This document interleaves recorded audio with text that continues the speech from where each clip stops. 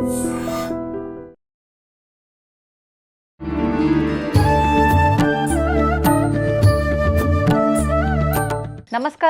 Welcome to I dream. ధర్మ మార్గం with Vijitha కార్యక్రమానికి స్వాగతం. ప్రస్తుతం మనతో పాటు ఉన్నారు మహాభారతం రీసెర్చర్ డాక్టర్ బాల అమ్మగారు. ఇప్పుడు అమ్మతో మాట్లాడి మరిన్ని విషయాలు తెలుసుకుందాం, మన సందేహాలన్నింటినీ కూడా నివృత్తి చేసే ప్రయత్నం చేద్దాం. అమ్మ నమస్తే. నమస్తేనమ్మా. ఎలా ఉన్నారమ్మా? బాగున్నా అమ్మ. ఈ మధ్యకాలంలో గత కొన్ని నెలలుగా మనం చూస్తున్నాము భూ ప్రళయాలు లాంటివి, జలగండాలు లాంటివి, అంటే నీటికి సంబంధించిన ఇబ్బందులు, జల ప్రళయాలు ఇలాంటివి రకరకాలుగా చూస్తూ వచ్చాం. అయితే ప్రస్తుతం ఈ ఒక 4-5 రోజుల క్రిందట చూసుకుంటే కూడా భూకంపాలు లాంటివి కొన్ని ప్రాంతాల్లో రావటము అనేది కూడా మనం చూస్తున్నాం. అంత తీవ్రంగా లేకపోయినా కొంచెం రావటం అయితే జరిగింది. మరైతే ఇంకొక విషయం, మేడారం సమ్మక్క సారక్క ఆ గద్దె ప్రాంతంలో కూడా వచ్చింది అని చెప్పి మామూలుగా మనం అనుకుంటాం, అమ్మవారు కానీ ఇట్లా దేవాలయాలు ఉన్న దగ్గర అక్కడ దేవుడి మహత్యం ఉంటుంది, దానికి కొంత దూరంలో వచ్చినా అక్కడ మాత్రం రాలేదు అనేలాంటివి వింటూ ఉంటాం.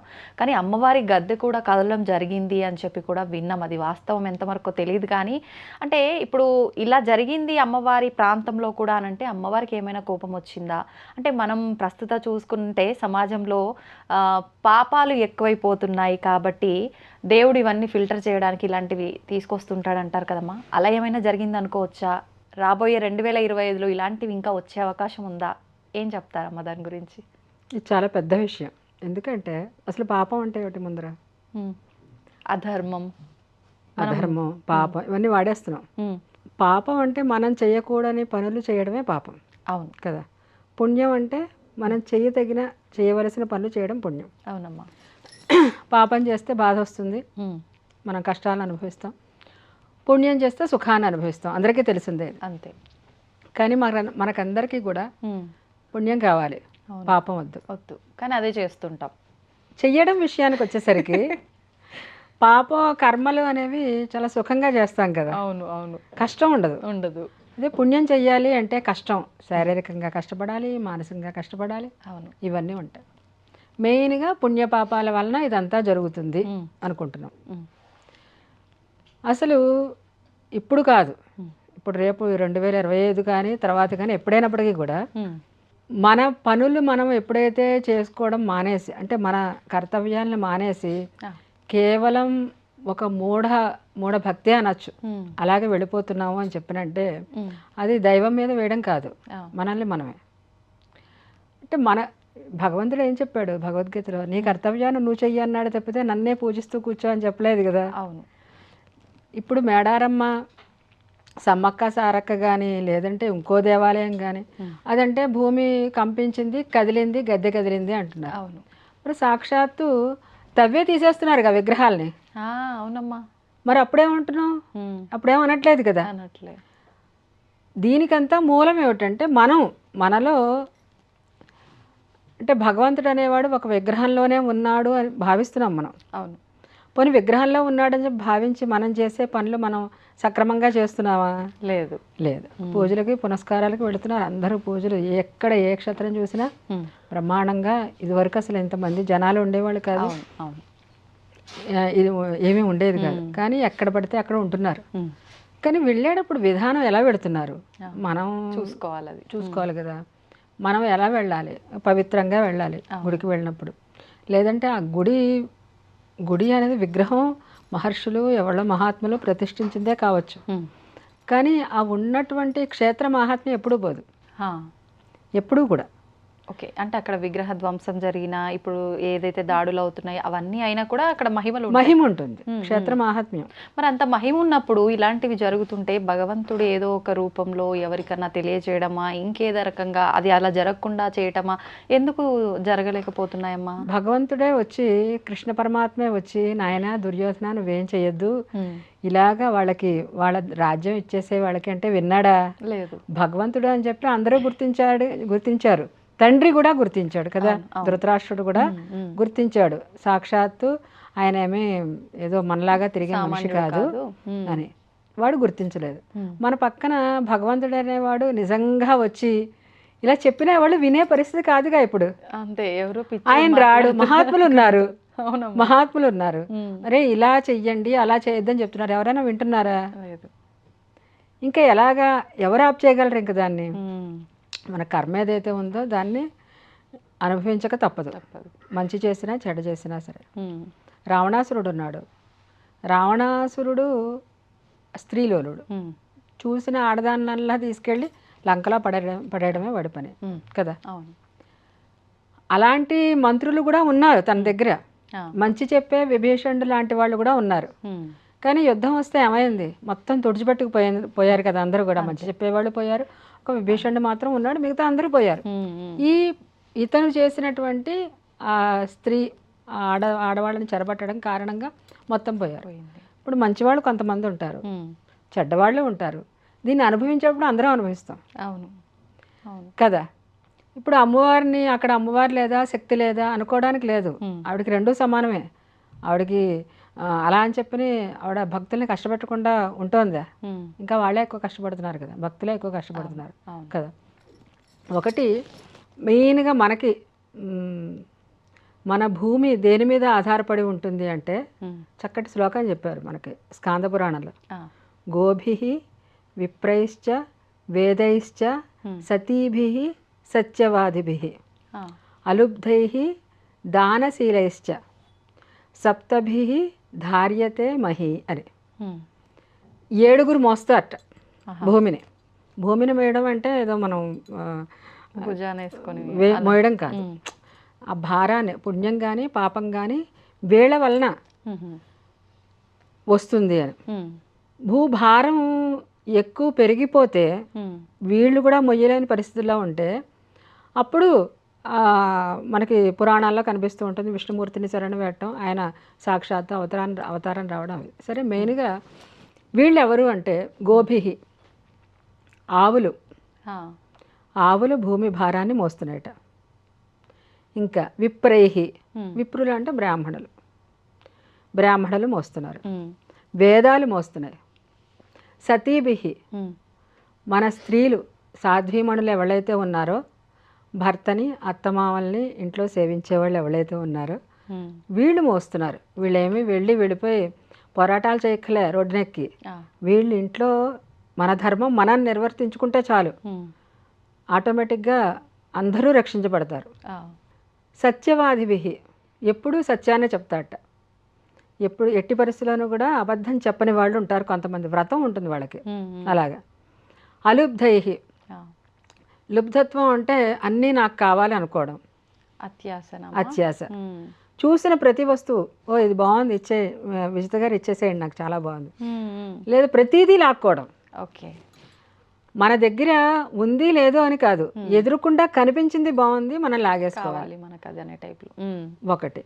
ఇంకొకటి, మన దగ్గర ఉన్న దాంట్లో కొంత దానం అని చెయ్యాలి అనే బుద్ధి ఉండాలి, అది కూడా ఉండదు, పిసినారితనం. ఈ ఆశ అత్యాశ ఉన్నవాడికి రెండో గుణం కూడా ఆటోమేటిక్గా వచ్చేస్తుంది, పిసినారితనం కూడా. అవును, ఇది లేని వాళ్ళు అంటే అత్యాశకి పోకుండా తనకున్న దాంట్లో తను తింటూ ఎదుటి వాళ్ళకి పంచుతూ సుఖంగా ఉండేవాడు అలుబ్ధుడు అని. దానశీలేశ్చ, దానం చేసే గుణం ఉన్నవాడు. ఎప్పుడు ఏం చేయాలో దానాలు అవన్నీ మన వాళ్ళు చెప్పారు. నీటి దానం ఉంది మన వేసవకాలంలో, చలివేంద్రాలు పెడతారు కదా, అది కూడా చాలా మంచిది. అన్నదానం, విద్యాదానం, గోదానం, భూదానం, షోడశ దానాల్లో కొన్ని దానాలు ఉన్నాయి, అవి బ్రాహ్మణకి ఇవ్వాలి. మిగతా దానాలు మిగతా ఉన్నాయంటే బట్టలు ఇలాంటివి లేని వాళ్ళకి ఇవ్వాలి. ఇది మన వాళ్ళు చెప్పారు, ఎప్పుడూ చెప్పారు, నువ్వే తిను అని చెప్పి ఎవడూ చెప్పలేదు. ఇది ఈ 7 వలన భూమి భారం అనేది ఆవిడ సహించగలుగుతోంది అని. మరి ఇప్పుడు జరుగుతున్నది ఏమిటి ప్రస్తుతానికి జరుగుతున్నది ఏమిటంటే గోహత్యలు మనం చూస్తూనే ఉన్నాం. తెల్లారి లేచిన దగ్గర నుంచి అదో కక్షగట్టినట్టుగా చేస్తున్నారు. తప్పేమిటి అని మనవాళ్ళలో అనేవాళ్ళు కూడా ఉన్నారు, వాళ్ళనే మనం అనుకోక్కర్లేదు. దీంట్లో తప్పేమిటి, ఏదైతే ఏమిటి అని. గోవు ఆవు విషయం వస్తే చాలా ఉంది దానికి. అసలు ఆవులు తపస్సు చేశాయని కూడా ఉంది, తపస్సు కూడా అదంతా పురాణం విషయం అని చెప్పుకుంటే, ఇప్పుడు మనం చూస్తున్న వీటిల్లో ఏ జంతువైనా మనం ఏదైనా చేస్తుంటే తిరగబడుతుంది. ఆవు తిరగబడుతుంది ఎప్పుడైనా? లేదు. మనం తత్వాన్ని బట్టి చూసిన పురాణాలు యథార్థమే, కథలుగా చెప్పినప్పటికీ కూడా. అంత తపస్సు చేసే ఆవులు. ఆవుల్నే ఎందుకండి, మిగతావి జంతువులు కాదా? ప్రతి ప్రాణిని, ఏ ప్రాణిని చంపొద్దనే చెప్తున్నారు మన వాళ్ళు. ప్రత్యేకించి ఆవుల్ని చంపొద్దని చెప్పడానికి కారణం అవి యజ్ఞాలకు కానీ వాటికి ఉపయోగం. నెక్స్ట్ మనకి నిత్యంలో ఆరోగ్యాన్ని ఇచ్చేవి కాబట్టి. అవును. కానీ ఇప్పుడు జరుగుతున్నదంతా వ్యతిరేకంగా జరుగుతుంది. కనీసం ఆవును చూస్తే దండం కూడా పెట్టుకోలేని స్థితిలో ఉన్నాం. అది ఆ గోవు అంటే ఒక పశువు, తల్లిగా మనం భావించట్లే. ఆవుల పరిస్థితి. వేదాలు ఉన్నాయా అని చెప్పినంటే పాపం అధ్యయనం చేసి పరంపరగా వచ్చి అధ్యయనం చేసేవాళ్ళు ఉన్నారు, ఉండడం. కానీ పాటిస్తున్నారు ఒకటి. వేదాన్ని అపస్వరంగా చదివేస్తూ మేము కూడా వేద పండితులమే అని చెప్పుకునే వాళ్ళు ఉన్నారు. ప్రతి దాంట్లో మంచి చెడు ఉంటాయి. అలాగే వేద అధికారం కొంతమందికి ఉండదు. ఇప్పుడు చాలా బాగా ఇవన్నీ అవుతున్నాయి. ఆడవాళ్ళు ఎందుకు చదవకూడదు అని. అసలు మగవాళ్ళకు కూడా పూర్తిగా అందరికీ అధికారం లేదర్రా అని చెప్పినంటే ఆడవాళ్ళు ఎందుకు మళ్ళీ మధ్యలో కదా. మనం చేసుకునే మనకున్నాయి. ఇప్పుడు ప్రతి ఒక ఆఫీస్ ఉందంటే సీనియర్ అధికారి ఎవరైతే ఉన్నాడో తను చేసే పనులు తను చేస్తాడు. కింద వాళ్ళు చేసే పనులు కింద వాళ్ళు చేస్తారు. నేను ఇది చేయను, నేను ఆ పైదే చేస్తానంటే సామర్థ్యత ఉండాలిగా. ఆ సమర్థత ఉంటే పర్వాలే, ఆ సమర్థత లేదు కదా. పైగా నీ పనులు నీకు సరిపోతున్నాయి, ఇంకా పక్కవాడి పనులు మనకెందుకు, అంతే కదా. అలా కాకుండా లేదు మేము కూడా చదువుతాము, చదివే వాళ్ళు వదిలేయడం, చదవకూడని వాళ్ళు పట్టుకోవడం. వేదాలు ఎలా రక్షించబడతాయంటే పరంపరగా ఎవరైతే సుస్వరంగా చదువుతారో వాళ్ళ చేత రక్షించబడతాయి వేదాలు. నియమంగా ఆచారంగా చదివేవాళ్ళు. ఆ తర్వాత విప్రులు, బ్రాహ్మణులు. అసలు బ్రాహ్మణులు అని చెప్పుకోవాలంటేనే భయం వేస్తోంది కదా. ఒకవేళ ఏదైనా చెప్పుకున్నా ఏమిట్రా అని చెప్పి వేళాకోళం చేయడం. అది ఇప్పుడు కాదు, ఎప్పుడు ఉంటూ ఉన్నదే. కొన్ని పరిస్థితుల్లో కాస్త ఎక్కువ అవుతుంది. కొన్ని పరిస్థితుల్లో ఇదంతా ఇవన్నీ రావడం చూసి, లేదంటే ఇంకా మాకు ఇంకా వేరే శరణ్యం లేదు అని, లేదంటే దాంట్లోనే వాళ్ళల్లోనే ఒక రెవల్యూషన్ వచ్చి, లేదు బ్రాహ్మణుల వలన మనకి మంచి జరుగుతుంది ఇలాగా అనుకునేవాళ్ళు. మొత్తానికి ఇలా కొంతకాలం ఇలా ఉంటుంది, కొంతకాలం అలా ఉంటుంది. కానీ ఎప్పుడైనప్పటికీ కూడా అలా అని చెప్పి బ్రాహ్మణులు అందరూ ఏమంటే మీరు ఇలా అంటున్నారు, వాళ్ళు ఇలా ఉన్నారు, అలా ఉన్నారు అని చెప్పినంటే దాంట్లో ప్రతి దాంట్లోనూ కూడా మంచి చెడు ఉంటాయి. దీంట్లో కూడా అంతే. బ్రాహ్మణుడు తన కర్తవ్యాన్ని తను ఎప్పుడైతే పాటిస్తున్నాడో అప్పుడు లోకం రక్షించబడుతుంది, అంతే కదా. తను ఎప్పుడైతే భ్రష్టుడైపోయి నేను ప్రతిదీ తింటాను, నేను ప్రతిదీ తాగుతాను, నేను ప్రతి చోటకి వెడతాను, అందరూ ఒకటే అని చెప్పి ఎప్పుడైతే అన్నాడో అప్పుడు లోకానికి ఇది అవుతుంది. సతీభి సత్యవాది, ఇందాకే చెప్పాను. స్త్రీలు వాళ్ళ కర్తవ్యాన్ని వాళ్ళు నిర్వర్తించినప్పుడు. ఇంకా ఇప్పుడు మనం ఇవన్నీ వస్తున్నాయి అని చెప్పినంటే కరోనా వచ్చింది. కరోనా దేనికి వచ్చింది? అది ఎక్కడైనా ఏ దేవుడి మీద నిందేయగలం మనం? లేదు, మనం స్వయంకృతమే కదా అది. ఇవన్నీ కూడా ఇప్పుడు కాదు, ఇదివరకు ఏదో మసూచికం వచ్చింది అనేవాళ్ళు. ఎప్పుడైతే కాస్త మనం చేసే పనులలో తేడా వచ్చిందో అప్పుడు ప్రకృతి సహసిద్ధంగానే ఒకసారి చూపిస్తుంది తనేమిటి అన్నది. నీటి విషయం ఉంది, మనం యూజ్ అండ్ త్రో ఎన్ని వాడుతున్నాం, ఎన్ని వదిలేస్తున్నాం దాంట్లో. అసలు నీటి విషయంలో కూడా జాగ్రత్తగా ఉండాలి అని చెప్పి మన వాళ్ళు చెప్పారు. నీళ్ళల్లో ఉమ్ము వేయద్దు, దాంట్లో ఈ మూత్రపురుష విసర్జనం చెయ్యొద్దు. ఎవడు పాటిస్తున్నాడు? దాంట్లో ఏదో భగవంతుడినే పట్టుకుని భగవంతుడు చెప్పాడు కాబట్టి కృష్ణుడు అలాంటి వాడు, రాముడు అలాంటి వాడు అంటానికి చూస్తున్నారు తప్పితే దీంట్లో చెప్పిన విషయాలు ఏమిటన్నా చూడకుండా అవి పాటించకుండా మళ్ళీ దేవుడి మీద నిందేస్తేలా మనం కదా. అవును. తర్వాత ఇప్పుడు ఈ భూకంపాలు ఇవన్నీ సహజంగానే వస్తూ ఉంటాయి. ఇప్పుడు మనకి ఏదైనా సరే ఇప్పుడు చూస్తున్నది, ఇదివరకు ఇంత మీడియా లేదు కాబట్టి ఎక్కడో వచ్చింది అనుకునేవాళ్ళం, పెద్ద ప్రచారం ఉండేది కాదు. ఇప్పుడు ప్రతి చిన్న విషయం కూడా మహా అద్భుతంగా కనిపిస్తోంది. అమ్మో ఏదో అయిపోతుంది, మన మీదకే వచ్చేస్తుంది అనిపిస్తోంది.